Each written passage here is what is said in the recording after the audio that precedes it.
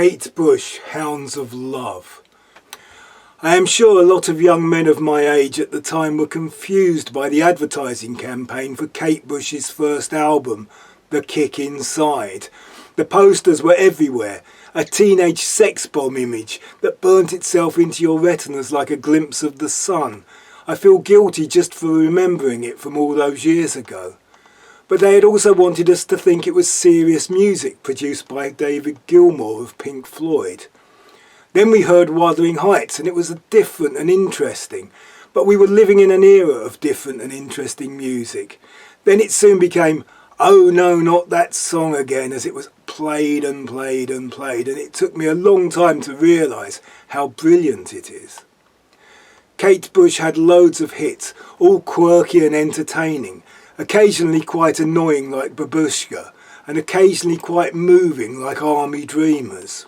But it was all pretty much just part of the background noise to that part of my life. And then there was all that weird dancing, like she was continually haunted by the ghost of Kathy and wanted to be let in at the window.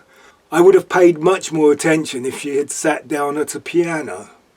Then, probably on MTV, I saw Cloudbusting, which was like a small feature film. Rather than the usual bands and singers posing in exotic locations, this was a period piece set in the 1940s starring Donald Sutherland and Kate. It had a story, it even had an element of jeopardy to it, and the music had more of a classic film soundtrack feel, rather than the synth pop of the time, with real strings pushing the rhythm, like proper grown-up music. I found the album in a charity shop and bought it for that one song, while there are appearances of the excesses of 80s music, with the occasional overpowering Springsteen snare or the slidey Paul Young bass, or some buzzy Pet Shop Boy synth pads.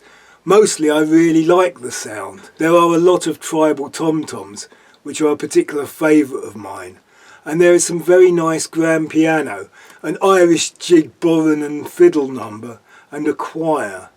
The second side is some sort of concept, and Kate had just got herself a Fairlight, so there are some odd samples, but they do not distract from some very good songs. There is her big hit Running Up the Hill, and the other singles Hounds of Love, Big Sky, and the aforementioned Cloudbusting. I also really liked Hello Earth, but there is not a bad track on the whole album.